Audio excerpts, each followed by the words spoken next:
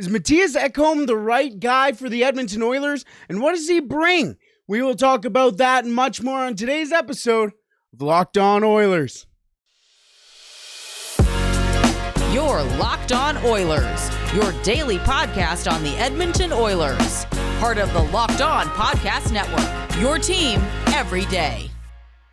Hello and welcome back to Locked On Oilers, part of the Locked On Podcast Network, your team every day. I am your host and former Oilers game day producer, Brett Holden. As mentioned on today's episode, we're going to start off with Mattias Ekholm, as it seems like the Edmonton Oilers' top priority right now seems to be Mattias Ekholm. So what would he bring to the Edmonton Oilers? We will talk about that in just a second. But also on today's episode, the best team in the NHL is in town, the Boston Bruins, as they look for their 46th win. Yes, I said 46th, as they haven't hit double-digit losses in regulation yet this year. Yes, that is right. They only have lost 8 games in regulation.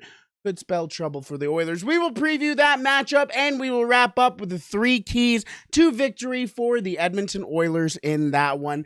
That is coming up on today's episode of Locked On Oilers. Thank you for making Locked On Oilers your first listen every day. We are free and available wherever you find your podcast. Alrighty, if you're like me this morning and woke up a little later than you should have, you woke up to a tweet from Darren Dreger saying that the Edmonton Oilers have started calling, or at least have checked in on Mattias Ekholm, as you may have missed, the NHL trade deadline was actually yesterday. We had like 4 trades go down. Timo Meier was traded. He's a devil. And Tanner Jeannot was also traded from the New York Rangers for some reason. From the Nashville Predators, he's on his way to the Tampa Bay Lightning. Forget this. Cal Foote, a first-round pick, a second-round pick, a third-round pick, a fourth-round pick, and a fifth-round pick.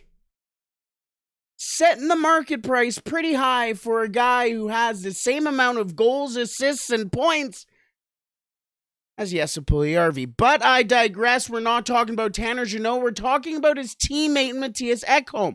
Why did I tee up with Tanner Jeannot? Well, the Nashville Predators have announced yesterday that David Poile and Barry Trotz will both be leaving the Nashville Predators, leaving the Predators in a little bit of a new space that they have never been in their existence in the NHL. And now is the time for the Edmonton Oilers to pounce on said changing of the guard of sorts. This is where Mattias Ekholm comes in. The Edmonton Oilers have been all season, since the offseason, they needed defensemen, and now it's going to finally come to a head. Is it going to be Erik Karlsson? Probably not. Jacob Chychrun? The Oilers seem cold on him. The one guy that's left has been Mattias Ekholm, an absolute leader inside the locker room, a fantastic defenseman. He can play both ways at times, has a career high in points of, I believe it was 44, if I'm not mistaken, off the top of my head. Please correct me if I am wrong there, but he is able to have a lot of offensive production. He had a 36 assist season once. This year, 57 games played, 5 goals, 13 assists, 18 points, more than both Tanner Jeannot and Jesse Puljujarvi. But I'm sorry, I'll stop beating up. But that's not what Mattias Ekholm will bring. Not the goals. It's not the assists. In fact, his offensive numbers would sit, his goals for per 60 minutes at 5-on-5 would sit 22nd. His goals for per 60 in all situations would sit 19th, even with Mattias Janmark. He is not an offensive stud. But what he does do is he suppresses the opposition. He is a better skater than what most people will give him credit for. He's a pretty decent skater. He is very smart, and he knows where to be on the ice. He is a what's it called? A cycle killer. That's the word I'm looking for. He is a cycle killer who can also bang bodies and move the puck. Not an absolute puck-moving defenseman, but he can move the puck. Let's get into some of these advanced numbers here, because this is where the true story is told. His goals against per 60 at 5-on-5 would put him 7th on the Edmonton Oilers with a 2.22, which also includes players like James Hamblin and Vinny Desharnais, who have played a collective 20 games maybe. His expected goals against per 60 at 5-on-5 sits at a 2.5, which means he's actually, again, this isn't a team who's in a playoff spot in the Nashville Predators. They've been up and down and up and down.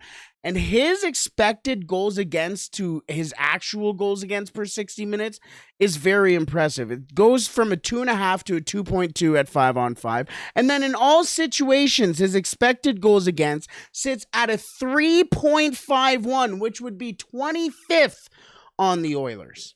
However, his actual goals against per 60 minutes sits with a 2.58, which is almost a full almost exactly 1 full point.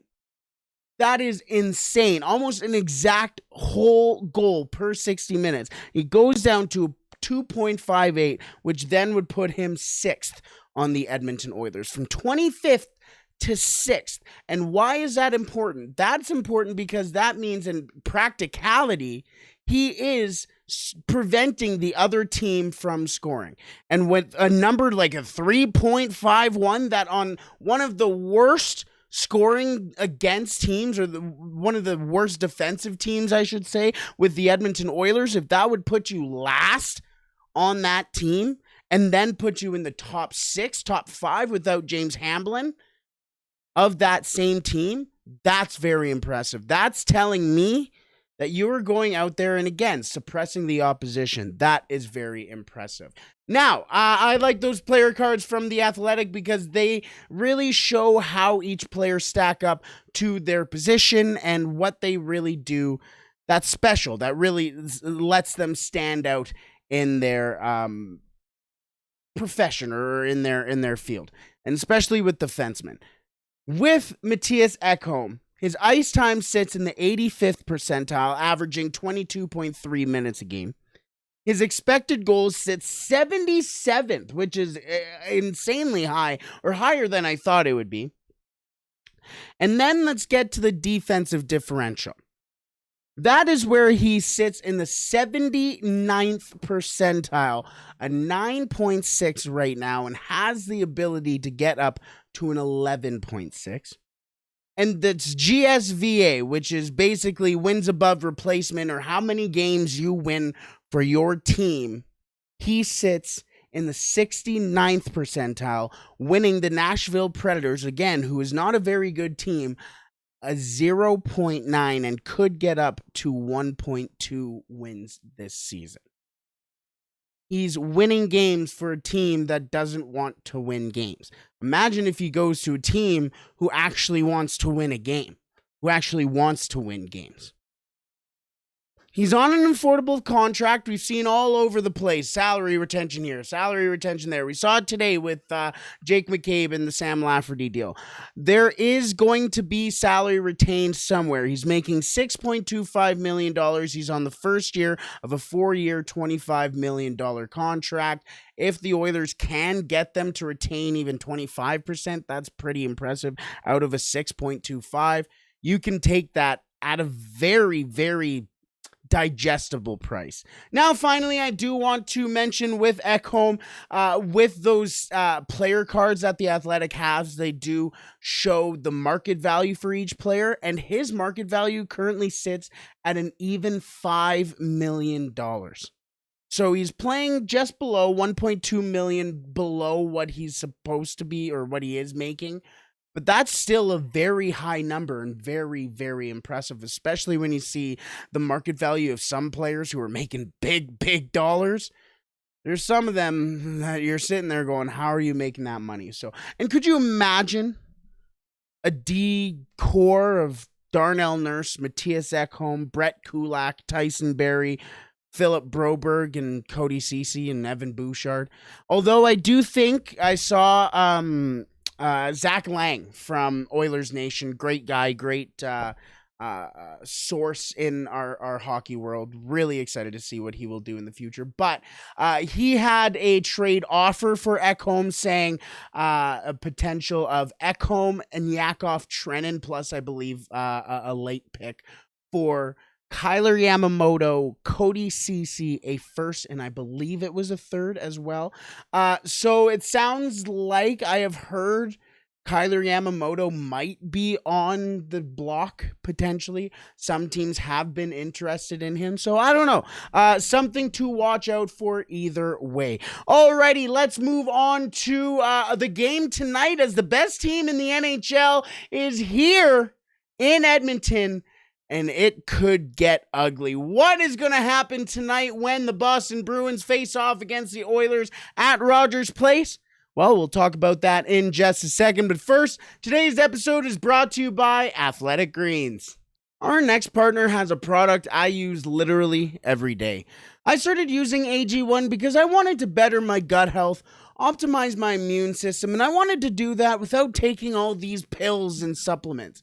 And that is exactly what I get with AG1. So what is this stuff? With one delicious scoop of AG1, you're absorbing 75 high quality vitamins, minerals, whole food source superfoods, probiotics, and adaptogens to help you start your day right. This special blend of ingredients supports your gut health, your nervous system, your immune system, your energy, recovery, focus, aging, all of the things. All while still tasting great. Plus, it's lifestyle friendly. Whether you eat keto, paleo, vegan, dairy-free, or gluten-free, it is all good for you. Plus, it contains less than 1 gram of sugar. No GMOs, no nasty chemicals or artificial anything, all while still tasting great. It costs less than $3 a day, so you are investing in your health, and it's cheaper than your cold brew habit. Plus, Athletic Greens has over 7,000 5-star reviews and is recommended by professional athletes. Right now, it's time to reclaim your health and arm your immune system with convenient daily nutrition. It's 1 scoop in a cup of water every day. That is it. No need for a million different pills and supplements to look out for your health. To make it easy, Athletic Greens is going to give you a free 1-year supply of immune-supporting vitamin D and 5 free travel packs with your first purchase. All you have to do is visit athleticgreens.com/NHL network. Again, that is at athleticgreens.com/NHL network to take ownership over your health and pick up the ultimate daily nutritional insurance. Alrighty, let's move on to tonight's game between the Oilers and the Bruins. First of all, I want to thank you for making Locked On Oilers your first listen every day. And it is the week of the NHL trade deadline. It is March 3rd on Friday. I almost said 4th and Friday at the same time, but it is on March 3rd, Friday. So join us live on the Locked On NHL YouTube channel from 2 to 4 p.m. Eastern. Remember that, it is Eastern. As the Locked On NHL hosts break down the biggest deals from across the league. I shall be there from the 2 to 4 o'clock Eastern time. So pop by, see a familiar face, and see if the Edmonton Oilers traded for Erik Karlsson or Mattias Ekholm. I don't know. Locked On Podcast Network, your team every day. The NHL trade deadline, what a day that is. But we have to get through a couple games first, and that starts tonight between the Oilers and the Boston Bruins. The red hot Boston Bruins. Boston, baby. I'm not good at Boston. What's it called? Accents. I have a cousin who lives in Boston. That's about it. That's all I got. Either way, the Boston Bruins are in town, and they sit with the league best 45-8-5. I'll say that again. 45 wins, 8 regulation losses, and 5 losses coming by way of overtime and or shootout. Yikes. The Edmonton Oilers are 32-20-8, and over the last 5 games kind of shows the difference between the two. The Boston Bruins are 5-0-0 in their last 5 games, including a 5-0 win to Nashville, a 6-2 win against the New York Islanders, a 3-1 win over the Ottawa Senators, a 6-5 win against the Seattle Kraken in a game where it was so back and forth. The Bruins took the lead with 3 minutes left, and they ended up going on to win the game, and then a 3-1 win in Vancouver just over this weekend, and now they come into town against the Oilers, who over the last 5 games have gone 2-1-2, dropping numerous games that they should have won, and all of their losses have been by 1 goal. The Edmonton Oilers over the last 5 games, a shootout loss against the New York Rangers, 5-4, an overtime loss in Colorado, 6-5, a win against the Flyers and a win against the Penguins, so a sweep in Pennsylvania, and then a tough loss against the Columbus Blue Jackets over the weekend, 6-5 there. Fun game to watch for a neutral. Certainly a hair-pulling one if you're an Oilers fan. But let's get to the lineups for the Oilers, as it seems like Klim Kostin will draw back into the lineup for the Oilers. He was skating yesterday. So where does he slot in? Well, if you're a Klim Kostin fan, you're going to like it, because Klim Kostin lines up not on the first line, but on the second line. Let's take a look at the first line first. Ryan Nugent-Hopkins on the top line with Connor McDavid and Kyler Yamamoto. Klim Kostin on that second line with Leon Draisaitl and Zach Hyman. Evander Kane is still out with his rib injury. Warren Foegele on the third line with Ryan McLeod and Matthias Janmark. Devon Shore, Derek Ryan, and Jesse Puljujärvi round out the top lines for the Oilers. The D for the Oilers heading into this game: Darnell Nurse and Cody Ceci, Brett Kulak, Tyson Barrie, Philip Broberg, and Evan Bouchard. Vinny Desharnais did not skate yesterday. Unsure if he will play in this game. If he does play, then expect to see probably Shore, maybe Puljujärvi come out of the lineup. However, Puljujärvi and Shore have been playing pretty decently over the last couple of games. Stuart Skinner gets the start and goal for the Oilers. Last time he was in net was in relief in Columbus, unfortunately getting the loss, even though he was only in for 2 of those goals against Columbus, but still getting the loss nonetheless. He did start against the Pittsburgh Penguins. However, the Boston Bruins line up like this is a pretty interesting name out of the lineup, but Edmontonian Jake DeBrusk is on the top line with Patrice Bergeron, almost called him Marc-Andre. Shout out Marc-Andre Bergeron. And Brad Marchand on the top line. Pavel Zacha's on the second line alongside David Krejci and David Pastrnak. Nick Foligno, excuse me. Marcus is the one in Minnesota, excuse me. I'm so good with siblings, by the way, in case you couldn't tell. I am an only child. Nick Foligno on the third line alongside Charlie Coyle and Trent Frederick, and AJ Greer rounds out the fourth line with Thomas Nosek and Garnet Hathaway. Brand new addition to the Boston Bruins. And speaking of new additions, Dmitry Orlov is on the top pairing for the Bruins alongside Charlie McAvoy. Lindholm is alongside Brandon Carlo, former Tri-City American. Forward is with Connor Clifton, and Jeremy Swayman will get the start in net. No, the Oilers will not get the goal scorer Linus Ullmark and potentially Vezina Trophy winner Linus Ullmark. It doesn't really matter. Both goaltenders for the Bruins are very good. But what can the Oilers do to beat those goaltenders? Well, I'll tell you about that in just a second. But first, today's episode is brought to you by Built Bar. Looking for a delicious treat but don't want all the fat and calories? Then you gotta try Built Bar. Look, we're already past the New Year's, and now our New Year's resolutions are real. New Year's resolutions are starting to poke their ugly heads and going, hey, we're still here. And mine personally was to eat healthier, and that is exactly what I get with Built Bars. With Built, healthy is actually tasty. Seriously, they are so delicious you won't think they're good for you. But what makes them so delicious? Well, it's probably because they use 100% real chocolate. Yes, 100% real chocolate. Plus, they come in a whole bunch of unbelievably delicious flavors, including churro. Oh my goodness, that churro is unbelievable. I'm thinking about it right now. Anyways, sorry. Peanut butter brownie and coconut almond. They got so many delicious flavors, but you don't have to go to built.com anymore. You can also now go to your local Walmart and find Built Bars at the Walmart there. And if you're near Sam's Club, I don't know if you're near Sam's Club at all, but if you are, you can go in and find one there. Trust me, you can thank me later. Alrighty, let's wrap up with the 3 keys to victory for the Edmonton Oilers. And the first one being blocked shots. Yes, they need to block shots. Maybe a bit of a new one for the Oilers, and there's a reason.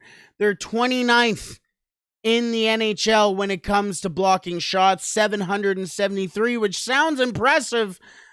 When you look at the other teams, you go, they've got literally double. Either way, the Edmonton Oilers used to have guys like Chris Russell and Duncan Keith who would get in front of shots, and now nobody will block shots. And let's remember who's coming in. Oh yeah, the best team in the NHL, the Boston Bruins. Well, if you're not going to be physical in your own end, if you're not going to get sticks in the lane, if you're not going to kill cycles, and you got to do something, get into shooting lanes, and maybe you have a chance to win this game. Because I'm going to be sick to my stomach if I have to watch the Boston Bruins just run a cycle in the Edmonton Oilers end for 3 straight minutes, which honestly, they probably will. The Edmonton Oilers need to block shots. They need to end cycles and play hard in their own end. So number 1, block shots with a caveat of just playing hard in their own end. The second one is take advantage on the power play. Look, this is the most difficult matchup for the Edmonton Oilers in general, but especially when it comes to the power play. The Edmonton Oilers have the best power play in league history and is on pace to break the NHL power play record. They currently sit at a 32.1%, where the penalty kill for the Boston Bruins also sits first. They have a penalty kill percent of 86.4, first in the league. The Oilers' penalty kill sits 25th, with a 75%. Now, with that being said, the Boston Bruins also have the 7th best power play in the league, 23.9%. Now, the Boston Bruins, I meant to mention it in the last segment, but they are without Taylor Hall in this game, so that may help the Oilers in that case, but you still need to remember who is on that power play for the Bruins. So the Oilers, they need to take advantage on the power play. Yes, it's going to be difficult, but when they get the man advantage, there's a reason why it's called an advantage. The third and final key for the Edmonton Oilers to victory against the Boston Bruins is to score first. Now, I know this is an obvious one. And sometimes, most of the time for the Oilers, it's not that important. In fact, the Oilers are 13, 14, and 4 when trailing first in a game, so not fantastic, but still doable. But the Edmonton Oilers, on the flip side, are 19, 6, and 4 when scoring first. Now, that's important. But you know what's also important? Making sure the Boston Bruins don't score the first goal in a game. Why? Probably because they haven't lost in regulation yet. Yeah, 30 wins, no losses, 3 in overtime or a shootout. And then on the flip side, when trailing first, 15 wins, 8 losses, 2 in overtime. The Oilers need to score first. They need to score. You know what? They don't need to score first. They just have to make sure that the Boston Bruins don't score first. Maybe that's more of the important key. So the 3 keys to victory for the Edmonton Oilers against the league-leading Boston Bruins. The first one being block shots. The Oilers currently sit 29th in block shots. They need to make it difficult on the Boston Bruins. The second key being take advantage on the power play. The number 1 power play in the league versus the number 1 penalty kill in the league. That will be the matchup of the day. And the third key, make sure the Boston Bruins don't score first. The Bruins are 30-0-3 when scoring first, and we shall see who scores first when the Edmonton Oilers and the Boston Bruins face off at Rogers Place. 6:30 puck drop in Edmonton. A different time than normal, a little earlier than normal, but that is okay. That is going to be a fun one. We shall have a full post game as well tonight after the game, so make sure you check out for that. Thank you so much for making Locked On Oilers your first listen today. Now for your second listen, make sure you tune in to Game NHL. Every moment, every top performance, every result. Locked On Game to Game covers every game from across the NHL. With local analysis that only Locked On can deliver, follow Game to Game on Locked On NHL, available on the Odyssey app, YouTube, and wherever you find your podcast. 6:30 puck drop at Rogers Place. The league best Boston Bruins come to town for an unbelievable matchup here at Rogers Place. Get your popcorn, everybody. This one's going to be a fun one. Connor McDavid and the Oilers look to win their 33rd game of the season and continue their run in the Pacific Division. And hopefully, at the end of it, we can all play La Bamba, baby.